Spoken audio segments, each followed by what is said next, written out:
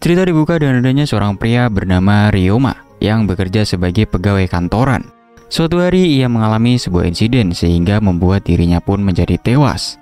Ryoma lalu bertemu dengan beberapa dewa yang menawarkannya untuk hidup kembali. Katanya Ryoma akan hidup di tubuh seorang anak kecil.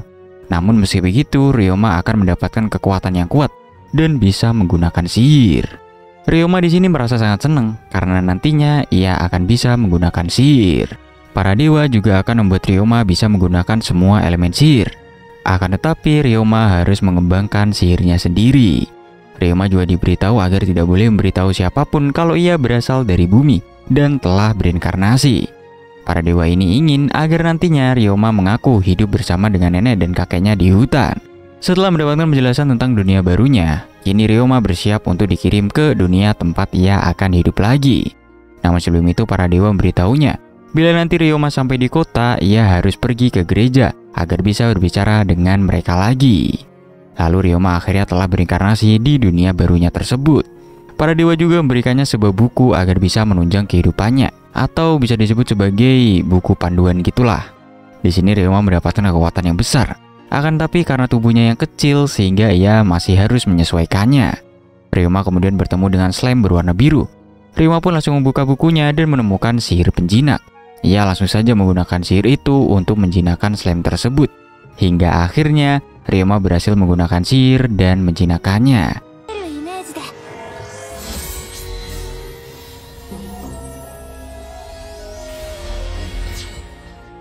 Nah, dari sinilah dimulainya kehidupan baru dari Ryoma. 3 tahun kemudian Ryoma sudah memiliki rumah dan tinggal sendirian di dalam hutan. Di hutan tersebut Ryoma tinggal bersama dengan slime yang kini jumlahnya hampir 1000-an. Dan slime itu memiliki karakteristik yang bermacam-macam. Slime yang berwarna hijau dapat menghasilkan benang yang sangat kuat. Slime yang berwarna coklat dapat mencerna benda keras. Slime yang berwarna ungu dapat menghasilkan obat ataupun anti racun. Sedangkan slime yang berwarna putih dapat memakan kotoran dan membersihkan benda apapun itu. Lalu ketika Ryoma pergi ke hutan untuk berburu, ia melihat ada beberapa orang yang sedang panik karena teman mereka sedang dalam keadaan terluka. Ryoma kemudian mendatangi mereka dan menawarkan sebuah bantuan. Ia memberikan mereka obat serta mengajak mereka untuk beristirahat di rumahnya. Karena temannya sedang terluka, orang-orang itu pun terpaksa mengikuti Ryoma. Orang-orang itu sebenarnya merasa heran dengan Ryoma, sebab ia hanya seorang anak kecil tapi berani tinggal sendirian di dalam hutan. Ketika telah sampai di depan rumah, orang-orang itu merasa terkejut karena Ryoma bisa menggunakan sihir penghalang dan menyembunyikan rumahnya. Setelah masuk di dalam rumah, orang-orang itu mulai memperkenalkan dirinya. Mereka adalah Rain yang merupakan seorang bangsawan, Camille seorang penyihir, serta Seth dan Jill yang merupakan seorang pengintai. Mereka pun di sini berterima kasih karena Ryoma sudah menyelamatkan teman mereka yang bernama Hook. Sebelumnya mereka tuh bertemu dengan bandit dan berhasil mengalahkannya. Namun setelah itu mereka malah bertemu dengan beruang raksasa, sehingga hal itulah yang membuat Hook menjadi terluka parah. Rain lalu menanyakan mengapa Ryoma hanya tinggal sendirian dan bisa menggunakan sihir. Bahkan ia juga bisa membuatkan obat. Ryoma menjelaskan bahwa ia belajar itu semua dari kakek dan neneknya yang merupakan seorang petualang dan telah meninggal 3 tahun yang lalu. Ryoma sebenarnya berbohong akan hal itu karena ia tak mau memberitahu mereka kalau ia berasal dari dunia lain. Karena ya sebelumnya ia sudah diamanahkan oleh para dewa. Di keesokan harinya mereka akhirnya memutuskan pergi karena Hook ini telah sembuh. Hook sangat berterima kasih kepada Ryoma karena telah menyelamatkannya.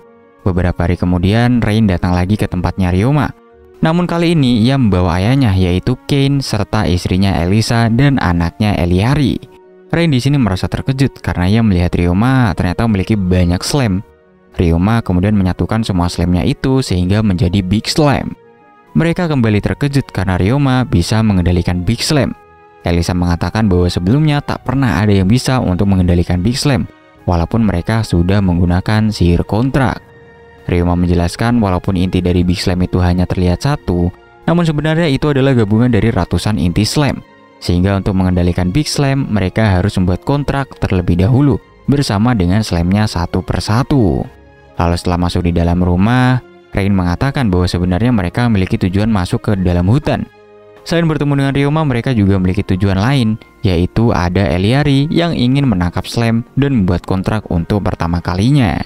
Sebab mereka ternyata adalah keluarga pengendali monster. Lalu di sini Ryoma menunjukkan sebuah tempat yang bisa didatangi oleh Ellari untuk menangkap slime. Namun sebelum berangkat, Ellari menanyakan tentang slime putih dari Ryoma, sebab ia baru pertama kali melihat slime seperti itu. Ryoma di sini menjelaskan bahwa slime putih bisa membersihkan benda apapun. Ia pun juga langsung menunjukkannya dengan membersihkan pakaian goblin yang terkenal sangat kotor. Setelah melihat kegunaan dari slime putih, Ellari akhirnya memutuskan untuk menangkap slime putih dan membuat kontrak pertamanya dengan slime putih tersebut. Di sini Ryoma akhirnya menjelaskan cara menangkap slime putih. Dan setelah melakukan persiapan, Ellari langsung berangkat untuk menangkap slime putih. Hingga ketika sore harinya, Ellari berhasil mendapatkan monster pertamanya. Lalu Rain menanyakan kepada Ryoma apa yang akan ia lakukan selanjutnya. Ryoma mengatakan bahwa sekarang ia sedang merasa bingung. Apakah ia harus menetap di dalam hutan itu atau harus keluar? Mendengar perkataan Ryoma, Kane malah langsung mengajak Ryoma untuk ikut bersama mereka. Sebab saat ini mereka akan pergi ke kota Gumil dan tinggal sementara waktu. Ryoma yang merasa sudah cukup dengan latihannya di dalam hutan akhirnya setuju untuk mengikuti mereka. Rain lalu menyuruh Ryoma untuk memberikan barang-barangnya kepada Sebas. Karena Sebas bisa menggunakan sihir item box yang dapat menampung banyak barang. Akan tetapi Ryoma menolaknya karena ia juga ternyata bisa menggunakan sihir item box itu. Tentu aja Rain dan yang lainnya kembali dibuat terkejut oleh Ryoma karena Ryoma ternyata bisa menggunakan sihir item box. Setelah itu Ryoma kemudian mengemasi semua barang-barangnya ke dalam item boxnya dan juga menutupi rumahnya dengan sihir penghalang. Lalu di tengah perjalanan ke kota Gumil, mereka pun mendapatkan sebuah masalah, yang mana jalan yang mereka akan lalui kini tertutup akibat adanya longsor. Mereka juga tak bisa menggunakan jalan lain untuk memutar, karena jalan tersebut membutuhkan waktu yang lama untuk melewatinya. Sehingga karena itu, Rain akhirnya memutuskan agar mereka harus membersihkan longsor itu dengan menggunakan sihir batu, sebelum para bandit yang berkeliaran di daerah itu mendatangi mereka. Sementara itu Ryoma yang melihat mereka yang sedang kesulitan kemudian keluar dan mencoba untuk membantu mereka. Ryoma memberitahu mereka agar sebaiknya menggunakan sihir street block. Agar bisa dimengerti oleh orang banyak, Ryoma pun langsung menunjukkannya, yang mana ia membuat tumpukan longsor itu menjadi sebuah batu bata. Dan dengan adanya bantuan slime-nya, ia pun bisa memindahkan batu bata itu dengan sangat cepat. Setelah melakukannya bersama-sama, mereka akhirnya bisa membersihkan longsor tersebut. Di sini Rain sangat senang sebab dengan bantuan Ryoma, mereka bisa sangat cepat membersihkan longsornya. Setelah itu mereka akhirnya kembali bersiap untuk melanjutkan perjalanan. Hingga setelah berjalan selama 3 hari, mereka pun kini bisa sampai ke kota Gumil. Yang mana kota tersebut merupakan kota yang pertama kali didatangi oleh Ryoma. Setelah sampai di kota, Rain dan yang lainnya kemudian mengantarkan Ryoma ke gereja untuk membuat papan statusnya yang bisa digunakan sebagai tanda pengenalnya. Namun di gereja itu, ia pun akhirnya bertemu dengan para dewa. Para dewa di sini sangat senang melihat Ryoma yang telah sampai di kota. Mereka memuji Ryoma yang bisa mengendalikan banyak slime. Padahal slime itu sebenarnya monster yang lemah, tapi Ryoma bisa memanfaatkannya dengan baik dan benar. Bahkan Ryoma juga telah menciptakan slime baru, yaitu slime putih. Setelah lama mengobrol bersama, tibalah waktunya Ryoma akan kembali. Sebelum menghilang, para dewa memberitahu Ryoma bahwa dewa yang lainnya ternyata tertarik juga kepadanya. Mereka heran, dewa perang dan dewa sihir yang membenci manusia kini tertarik kepada Ryoma. Mereka juga memberitahu Ryoma agar kembali lagi ke gereja jika ingin bertemu dengan mereka. Singkat cerita, pembuatan papan status dari Ryoma kini telah selesai. Kane lalu memberitahu Ryoma agar tidak menunjukkan papan statusnya kepada orang-orang. Sebab dengan kemampuan Ryoma yang sangat tinggi, pastinya bakalan banyak orang yang akan memburu Ryoma bila mengetahui kekuatannya. Untuk itu, Ryoma sebaiknya segera mendaftarkan diri ke guild petualang, sehingga Ryoma bisa mendapatkan posisi dan peringkat yang tinggi di guild petualang. Setelah itu mereka akhirnya pergi menuju ke guild petualang. Namun mereka pergi ke guild yang berfokus pada penjinak dan pemanggil monster.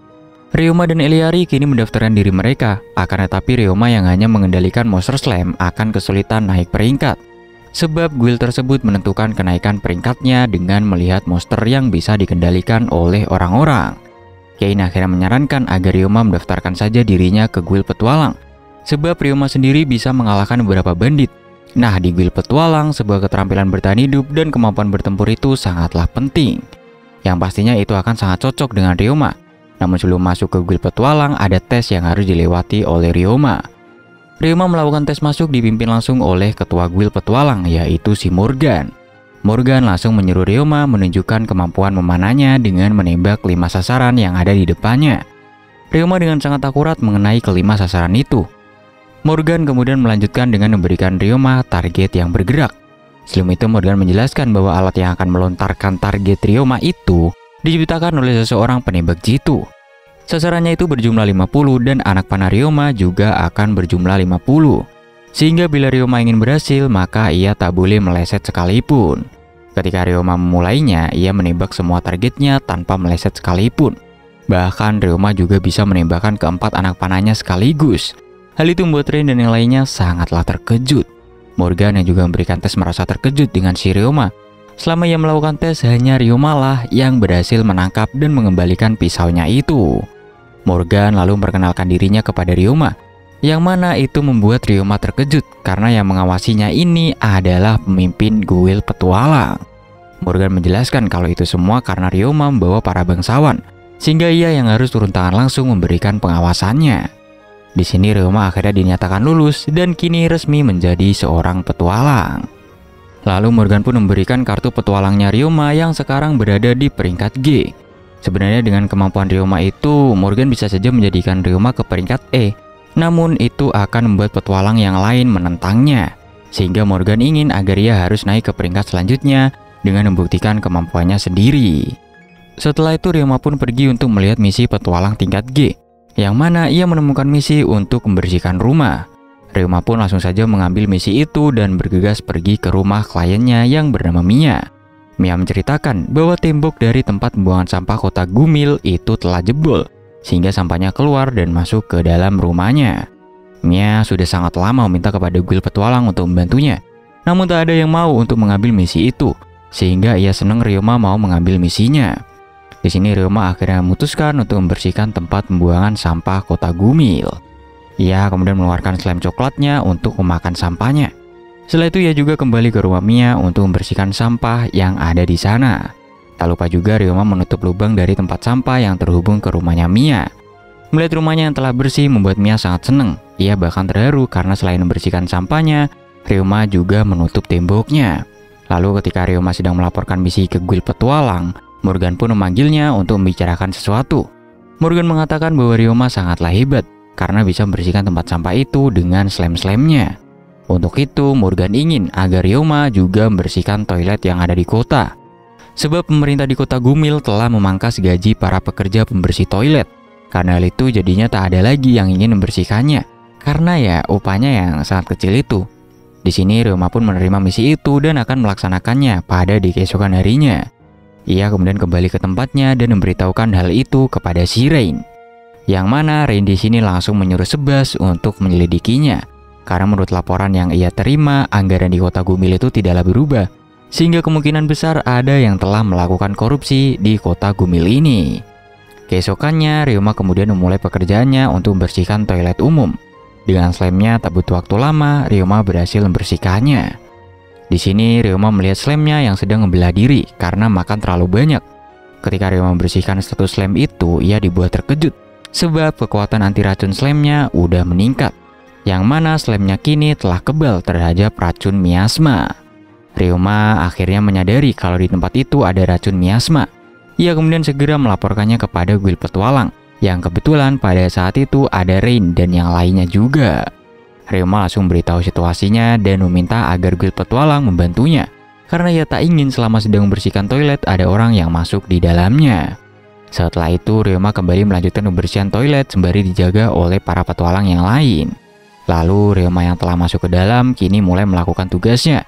Di sini slime Ryoma yang telah membelah diri bersatu menjadi lebih besar lagi. Karena sudah semakin besar, slime itu kini disebut sebagai King Slime. Sehingga kini King Slime tersebut bisa memakan sampahnya lebih cepat lagi. Nah, karena toilet yang dibersihkan Ryoma cukup banyak, membuat ia bekerja sampai malam hari. Sekarang slime-nya setelah membelah diri jumlahnya menjadi 3.000-an.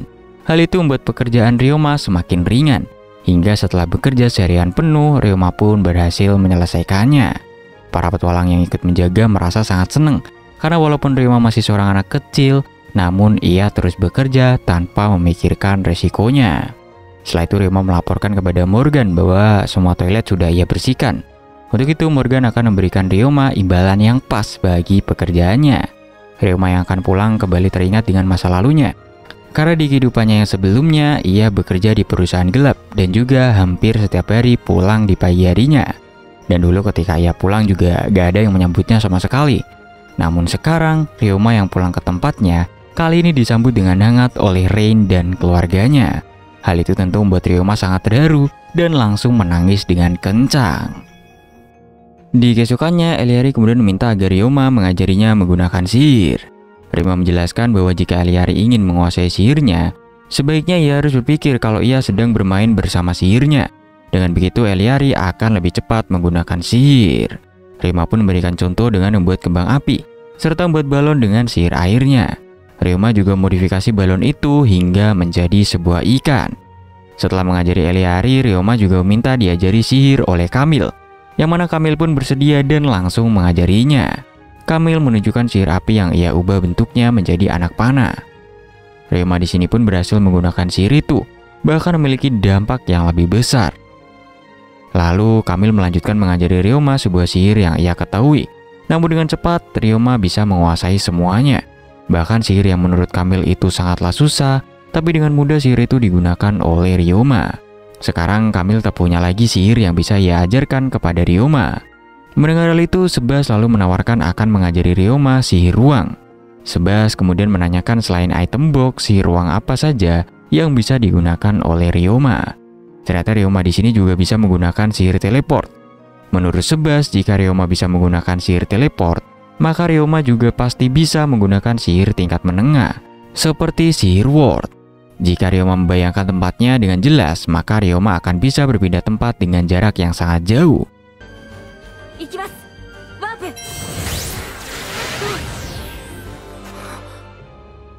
Setelah itu, Ryoma juga diajari sihir Dimension Home, yang mana sihir tersebut memiliki fungsi yang sama seperti item box. Akan tetapi, sihir Dimension Home bisa menampung makhluk hidup juga. Singkat cerita, setelah gagal berkali-kali, Ryoma pun berhasil menggunakan sihir Dimension Home. Ryoma sangat senang sebab dengan itu ia kini bisa membawa kemanapun semua slamnya. Singkat cerita, di hari selanjutnya, Ryoma dan yang lainnya pergi ke tambang dekat kota. Tambang tersebut sudah terbengkalai dan tidak dipakai lagi karena di dalamnya terdapat banyak sekali monster. Untuk itu, mereka akan pergi ke tambang tersebut agar bisa melatih Eliari melawan monster. Setelah masuk di dalam tambang, mereka langsung disambut oleh monster belalang. Eliari kemudian diarahkan untuk mengalahkan monster itu. Eliari awalnya kesulitan mengalahkan monster belalang itu. Namun karena sebelumnya sudah berlatih, Eliari pun berhasil untuk mengalahkannya.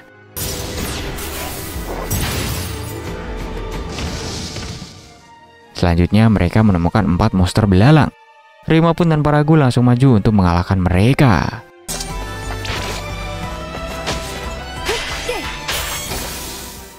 Di sini Camille dan lainnya sangat terkejut karena selain bisa menggunakan sihir, Ryoma juga bisa melakukan pertarungan jarak dekat. Lalu setelah mengalahkan beberapa monster, mereka akhirnya memutuskan untuk kembali. Akan tetapi Eliari melihat ada slime hitam yang merupakan slime logam. Ia pun langsung mengejar slime logam itu. Dan setelah menangkapnya, ia memberikannya kepada Ryoma.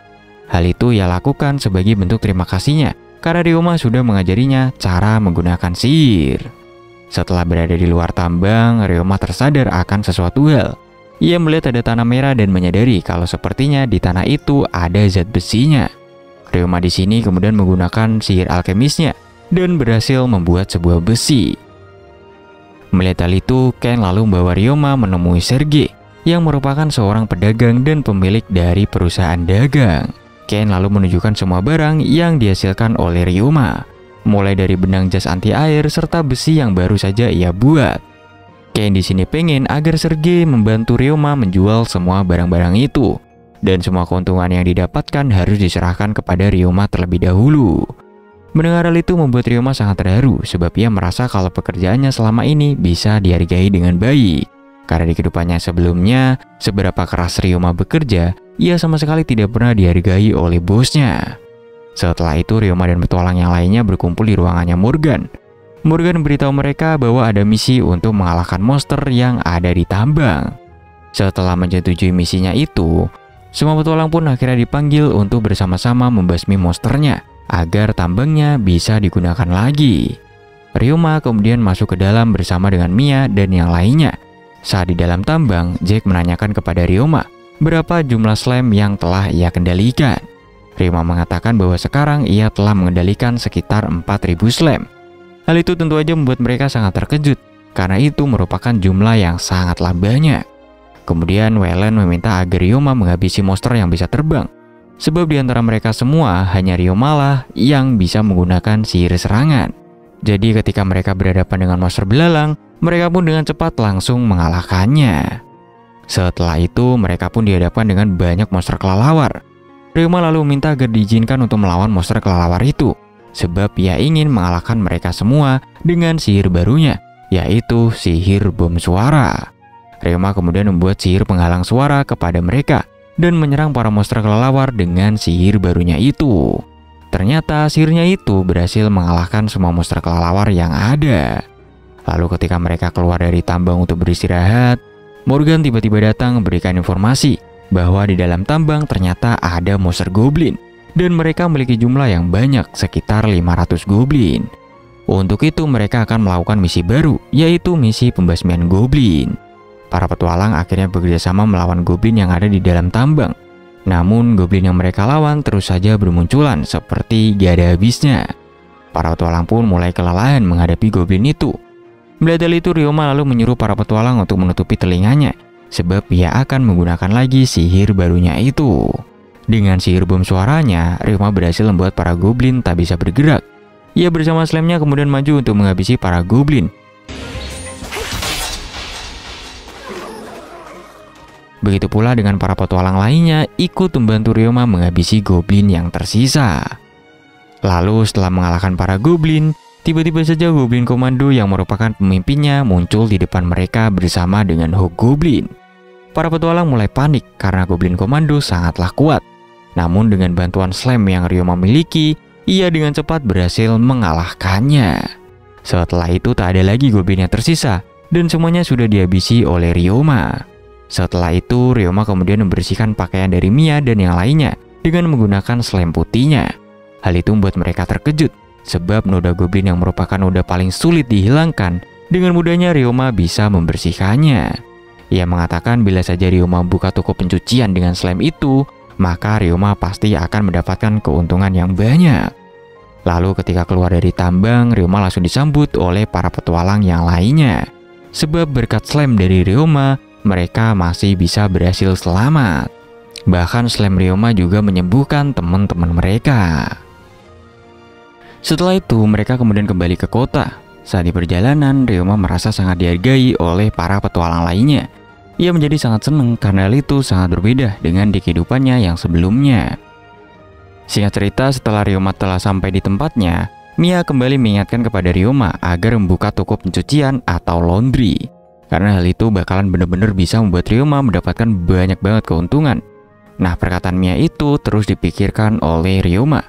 Hingga ketika Ryoma sedang melaporkan situasi yang terjadi di pertambangan, ia juga mengatakan apa yang akan ia lakukan selanjutnya. Namun sebelum itu, Ryoma sangat berterima kasih kepada Rain dan keluarganya karena telah banyak mengajarinya tentang kehidupan.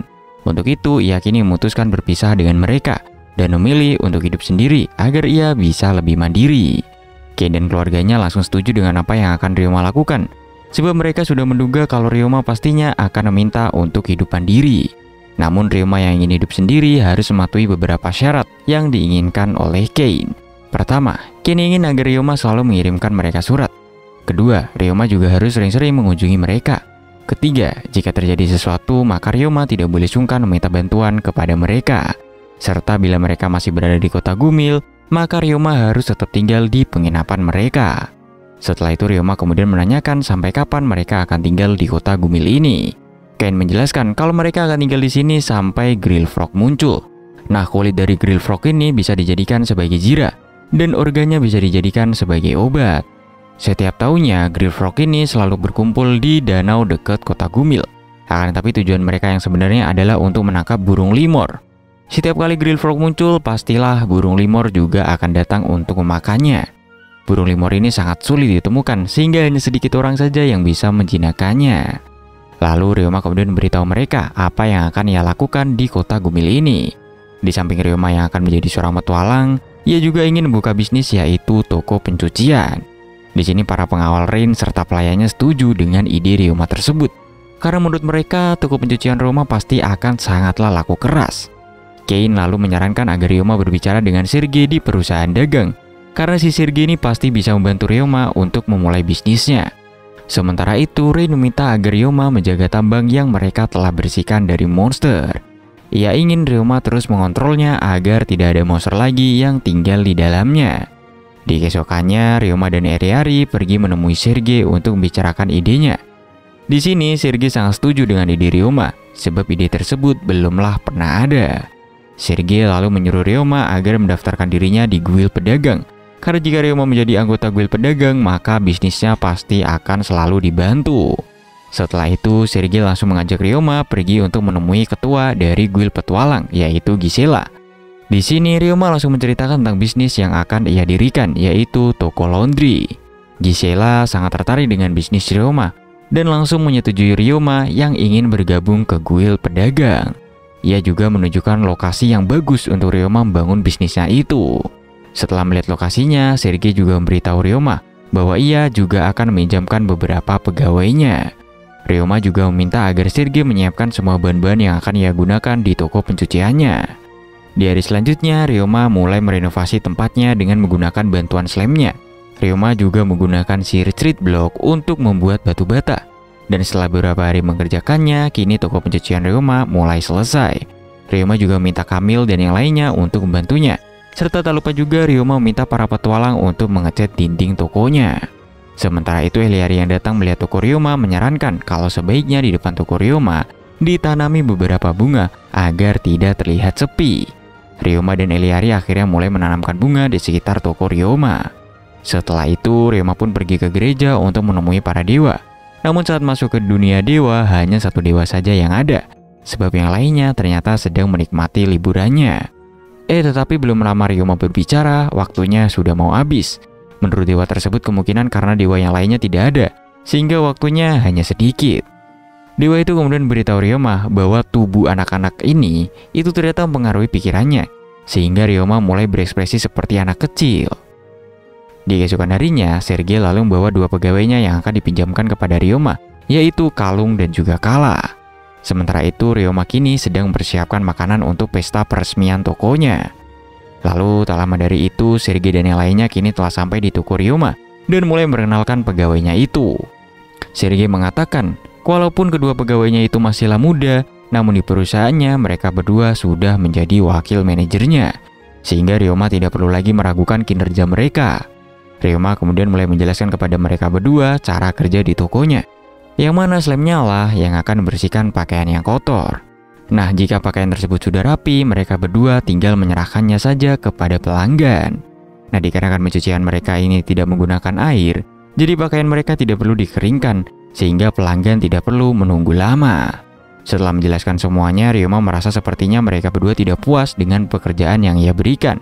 Atau mungkin ya mereka tidak suka bekerja di tokonya.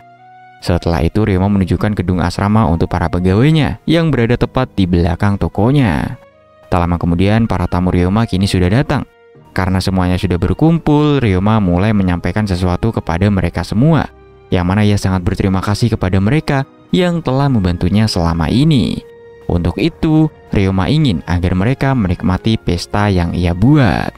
Sementara itu, Morgan yang bertemu dengan Gisela menanyakan pendapatnya tentang toko pencucian Ryoma.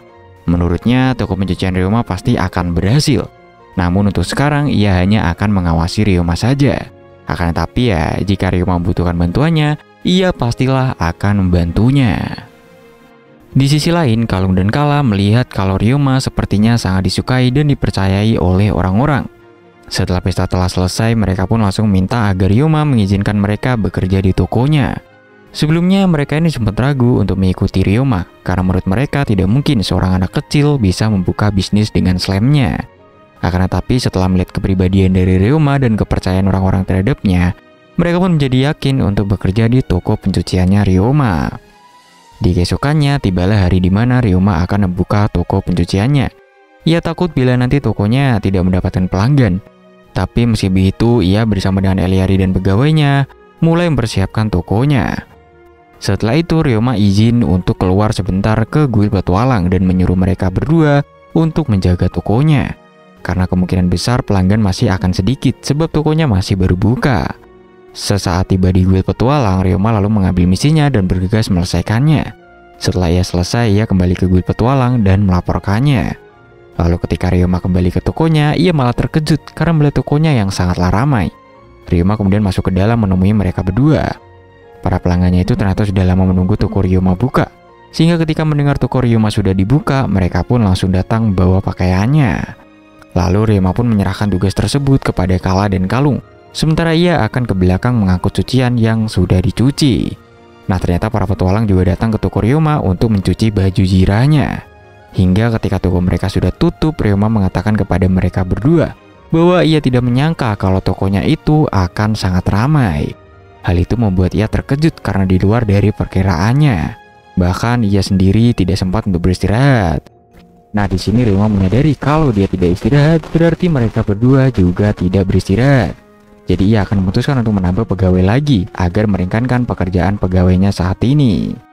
Mendengar itu, Kala pun setuju dengan keputusan Ryoma itu. Karena menurutnya di hari selanjutnya pelanggan di toko mereka pasti akan bertambah jika kabar tentang toko mereka udah menyebar. Kalung lalu menyarankan kepada Ryoma agar ia berbicara dengan guild pedagang, karena guild pedagang bisa menyediakan pegawai yang ia inginkan. Setelah itu Ryoma pun pergi menemui Glisela untuk meminta bantuannya. Namun Glisela ternyata sudah tahu maksud kedatangan Ryoma, karena ia sudah memprediksikan hal itu, karena dari awal ia tahu kalau toko Ryoma pasti akanlah ramai.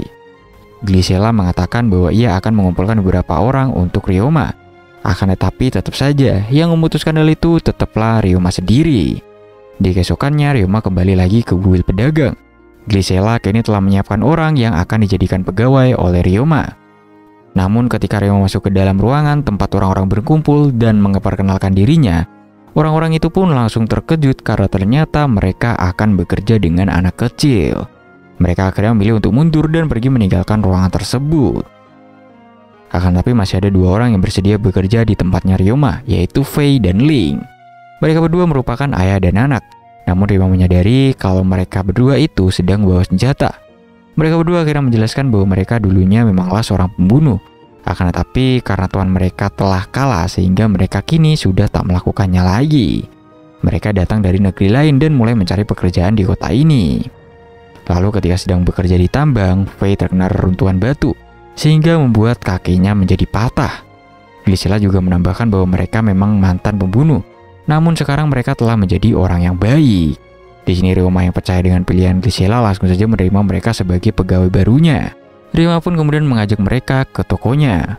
Fei dan Ling di sini merasa terkejut melihat toko Ryoma yang ternyata memiliki banyak sekali pelanggan. Ryoma di sini pun langsung menyuruh mereka berdua bekerja untuk membantu Kala dan Kolum. Hingga ketika telah selesai bekerja, Ryoma memanggil mereka berdua.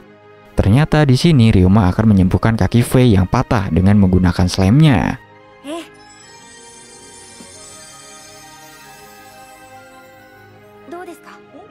Lalu ketika telah berhasil disembuhkan, mereka sangat berterima kasih kepada Ryoma. Sebab Fei sebelumnya sudah menyerah untuk menyembuhkan lukanya, dikarenakan mereka tidak memiliki uang dan biaya klinik yang sangat mahal. Setelah itu Ryoma menunjukkan kamar mereka di asrama pegawai.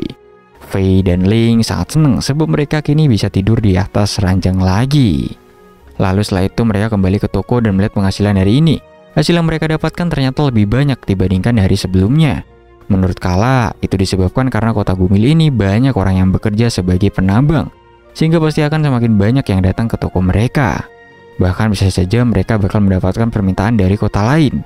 Untuk itu, Kala menyarankan agar Ryoma harus mempertimbangkan agar Ryoma mau membuka cabang di tempat lain. Di hari berikutnya, toko pencucian Ryoma semakin banyak pelanggan lagi. Keempat pegawainya kini bekerja keras untuk memenuhi pelanggan yang datang. Sementara Ryoma yang tidak bekerja memilih untuk membuatkan mereka makanan. Lalu ketika telah selesai bekerja, Kala melaporkan hasil mereka hari ini, yang ternyata jauh lebih banyak lagi dari hari sebelumnya. Hal itu membuat Ryoma berpikir, sepertinya memang mereka harus menambah pegawai lagi. Tentu aja para pegawainya pun setuju dengan Ryoma, karena menurut mereka pelanggan toko pencucian Ryoma pasti akan bertambah banyak lagi. Ryoma kemudian pergi ke kuil petualang untuk menemui Glisela. Ia meminta agar dicarikan 3 pegawai dan 1 koki. Di sini Glisela menanyakan mengapa Ryoma ingin mengambil koki, padahal menurutnya salah satu pegawainya seharusnya bisa mengurus masalah makanan. Namun menurut Ryoma sebaiknya untuk urusan makanan, ia harus serahkan langsung kepada ahlinya, sehingga pegawai yang lainnya bisa fokus dengan pekerjaannya saja. Di keesokannya Ryoma kemudian datang ke kuil petualang. Glisela kini menyiapkan pegawai yang Ryoma inginkan, yaitu 3 pegawai yang berasal dari desa yang sama dan datang ke kota untuk mencari pekerjaan. Sementara yang satunya lagi adalah mantan koki di penginapan. Ryoma pun langsung setuju untuk mempekerjakan mereka karena ia sudah percaya dengan orang-orang pilihan dari Glisela. Lalu Glisela mengingatkan kepada Ryoma agar Ryoma harus mempertimbangkan untuk membuka cabang. Jika Ryoma sudah siap membuka cabang, maka Glisela akan membantunya. Setelah itu, Ryoma pun pergi menemui Sergei yang saat itu memanggilnya. Sergei ingin agar Ryoma menyiapkan kain anti air lebih banyak lagi, karena musim berkembang biaknya Grillfrog akan segera datang. Dalam musim tersebut akan banyak petualang yang datang ke danau, yang berarti pakaian anti air serta sepatu tahan air pastinya bakalan laku keras. Lalu sebelum pergi membuat kainnya, Ryoma menyempatkan untuk memberi makan slime-nya bubuk besi. Ia melakukan itu agar slime-nya bisa berevolusi menjadi slime logam. Setelah itu ia dan Eliari pergi ke pertambangan untuk membuat kainnya. Ryoma sengaja datang ke tempat itu agar tidak ada yang mengganggunya. Sementara Eliari juga akan berlatih menggunakan biolanya. Di hari selanjutnya, sebelum Ryoma pergi ke pertambangan, ia terlebih dahulu singgah ke tokonya untuk melihat kondisinya. Setelah memastikan tokonya berjalan dengan baik, Ryoma kemudian pergi ke pertambangan melanjutkan pembuatan kain anti airnya. Sembari menunggu kain anti airnya kering, Ryoma memutuskan untuk melatih para slime-nya. Di sini ia juga berlatih dengan melawan King Slime.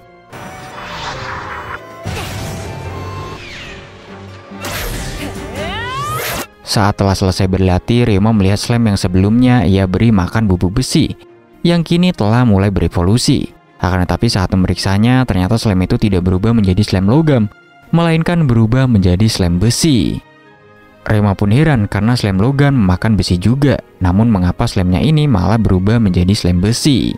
Di sini Ryoma pun menyadari setelah memeriksa tanah yang ada di pertambangan, di mana jika slime memakan banyak jenis logam, maka ia akan menjadi slime logam. Lalu ketika hanya memakan besi saja, maka ia akan menjadi slime besi. Setelah itu Ryoma pergi kembali ke tokonya untuk memeriksa hasilnya. Hari itu penghasilan mereka 3 kali lebih banyak lagi dari hari sebelumnya. Kala mengatakan bahwa hari ini para pekerja banyak yang datang membawa pakaiannya, sehingga keuntungan mereka semakin bertambah. Ryoma lalu memberitahu mereka bahwa ia ingin memberikan mereka jatah liburan. Entah itu toko akan libur sekali seminggu atau liburnya secara bergantian. Para pegawainya pun sangat terharu mendengar hal tersebut, sebab untuk mendapatkan libur di tempat kerja itu sangatlah jarang ditemukan. Di keesokannya, Ryoma kini bisa melepaskan dengan tenang tokonya. Ia pun berniat untuk mengambil misi di guild petualang. Namun ia mendapatkan kabar bahwa ada sekelompok petualang yang berasal dari negeri lain mendapatkan slime jenis baru dan berniat menjual ke guild penjinak monster. Akan tetapi karena slime-nya itu dinilai sangat murah, guild penjinak monster pun tidak mau menerimanya. Akhirnya Ryoma di sini bergegas pergi untuk menemui para petualang itu. Akan tetapi di sini ia malah disambut dengan tidak baik oleh salah satu petualang tersebut. Sebab petualang itu sedang mabuk dan merasa sangat kesel karena slime yang mereka temukan tidak bisa dibeli oleh guild penjinak monster. Di sini Ryoma pun memaklumi keadaan orang itu dan meminta untuk menunjukkan slime yang udah mereka temukan. Jika ia merasa slime yang mereka temukan unik dan belum ia miliki, maka Ryoma akan langsung membelinya. Di sini Ryoma hanya melihat sekilas saja. Meskipun begitu, ia langsung memutuskan untuk membelinya. Tentu aja di sini para petualang itu sangat senang karena Ryoma mau membeli slime-nya. Sebelum pergi, Ryoma mau memberitahu mereka agar para petualang itu bersiap menghadapi musim Grillfrog. Mereka bisa mendapatkan banyak uang dengan menjual Grillfrog. Jadi ya, sebaiknya mereka tidak pulang dulu ke negerinya dan menunggu musim Grillfrog datang. Setelah itu Ryoma lalu pergi ke tambang untuk melihat jenis kekuatan dari slime yang baru saja ia dapatkan. Namun sebelum itu Ryoma mau membuat kontrak dengan slime barunya itu, agar nantinya slime tersebut bisa mematuhi Ryoma. Ryoma kemudian memeriksa kemampuan dari slime barunya itu. Tertulis slime itu adalah slime darah yang bisa menghisap darah makhluk hidup dan masuk ke dalam pembuluh darah.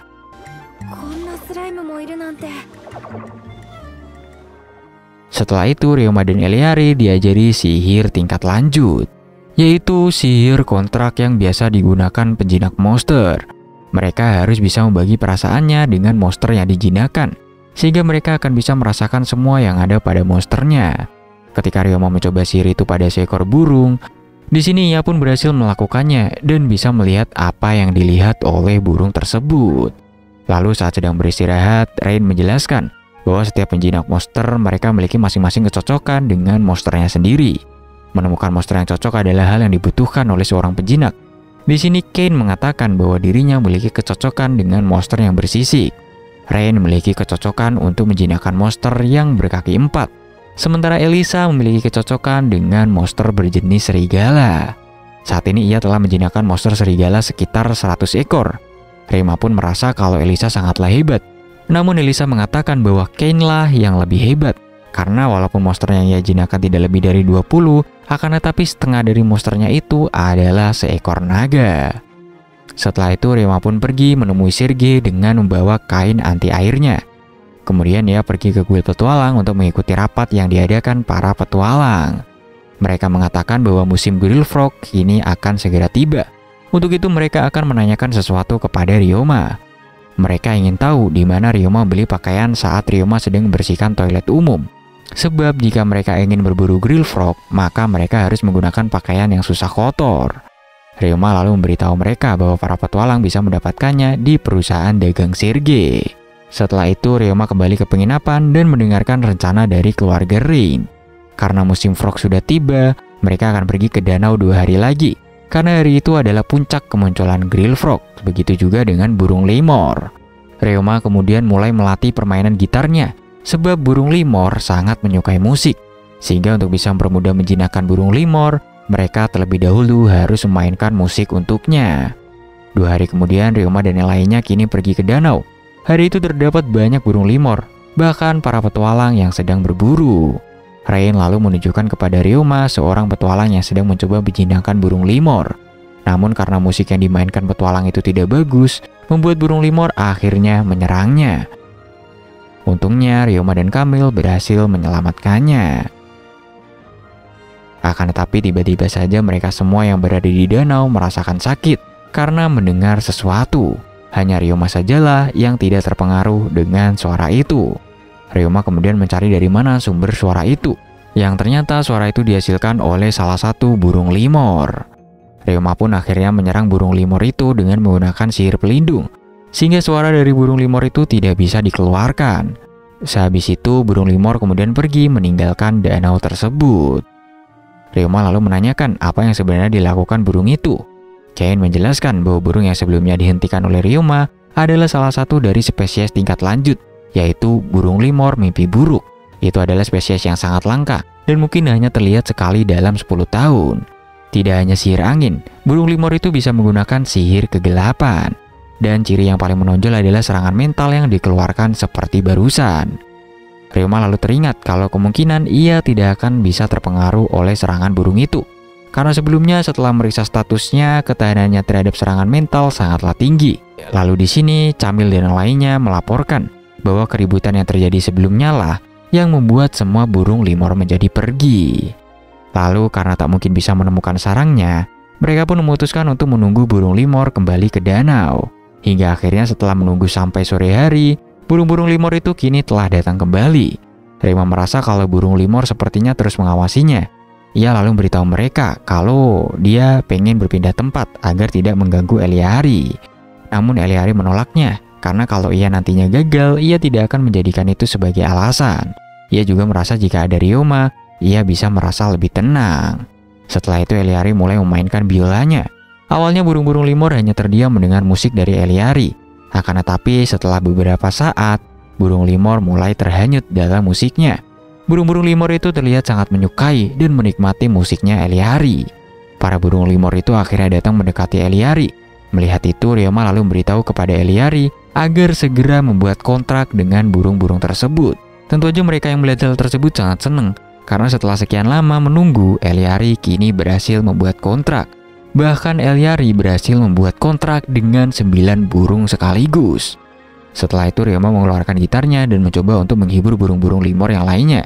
Sebelumnya Ryoma sudah berlatih menggunakan gitarnya, sehingga burung-burung itu pun menikmati musik yang diberikan oleh Ryoma. Saat burung-burung itu mendekat, Ryoma langsung membuat kontraknya. Dan tidak disangka burung limor itu ternyata juga membuat kontrak balik dengannya. Elisa merasa kalau Eliari dan Ryoma sangatlah hebat, karena mereka berdua bisa langsung menjinakkan banyak burung limor. Lalu di sini Sebas menyadari kalau salah satu burung Eliari terlihat berbeda. Ia kemudian memberitahu Eliari untuk memeriksa statusnya. Dan ternyata salah satu burung itu merupakan spesies tingkat lanjut, yaitu burung limor phantom, di mana itu adalah burung yang bisa menggunakan sihir cahaya. Kane mengatakan bahwa burung limor phantom lebih langka dari burung limor mimpi buruk. Ia sangat bersyukur karena bisa melihat burung limor phantom saat masih hidup. Di malam harinya mereka lalu mengadakan pesta jamuan besar atas keberhasilan Eliari dan Ryoma yang berhasil membuat kontrak dengan burung limor. Sekaligus ini akan menjadi pesta perpisahan dengan Ryoma, karena esok harinya Eliari dan yang lainnya akan kembali ke kotanya dan meninggalkan kota Gumil, serta meninggalkan Ryoma yang ingin menetap di kota Gumil ini. Setelah pesta selesai, Eliari datang mengunjungi Ryoma di kamarnya. Ia mengatakan bahwa setelah sampai di kotanya, ia juga akan pergi bersekolah. Karena bila anak bangsawan berusia 12 tahun, maka mereka diwajibkan untuk bersekolah. Namun dia sangat risau, karena ia tidak memiliki orang dekat yang bisa ia anggap sebagai teman. Di sekolahnya itu orang-orang pasti akan menjauhinya karena statusnya, serta ia juga memiliki kapasitas sihir yang sangat banyak. Sebelumnya waktu Eliari masih berumur 5 tahun, mereka pernah memanggil seseorang untuk mengajarinya tentang sihir. Tapi karena kapasitas sihirnya yang banyak, membuat ia tidak bisa mengendalikannya dan malah menyerang orang tersebut. Sebenarnya keluarganya dan orang itu sudah berdamai, akan tetapi orang itu udah menyebarkan cerita bahwa Eliari menyerangnya bukan karena lepas kendali, melainkan karena kesel. Jadinya rumor itu pun langsung tersebar di kalangan bangsawan, sehingga ia sampai sekarang ditakuti oleh orang-orang. Menurut Ryoma, itu sepenuhnya bukanlah salah dari Eliari, karena mau gimana pun setiap orang pasti pernah melakukan satu kesalahan dalam kehidupannya. Untuk itu Eliari tidak perlu khawatir, karena ia sendiri juga tidak takut kepadanya dan mau berteman dengannya. Mungkin saja di sekolahnya nanti pasti akan ada orang yang mau berteman dengannya. Lalu Ryoma kemudian memberikan 2 slemnya kepada Eliari, sehingga nanti Eliari tidak akan merasa kesepian dan selalu mengingatnya. Di keesokannya mereka akhirnya bersiap meninggalkan kota Gumil. Sebelum pergi, Eliari mengatakan bahwa ia akan belajar dengan keras, sehingga bila mereka berdua saling bertemu lagi, ia akan menunjukkan peningkatan kemampuan sihirnya kepada Ryoma. Setelah itu, mereka pun akhirnya pergi dari kota Gumil dan meninggalkan Ryoma. Lalu, season pertama dari anime ini pun berakhir sampai di sini. So, itulah alur cerita dari anime Kami Tachi Otoko season pertama. Anime ini kemungkinan udah ada season keduanya. Jadi kalau misal anime ini rame, gue bakal lanjutin untuk season keduanya. Terima kasih sudah menonton video ini sampai habis. See you next video. Bye-bye.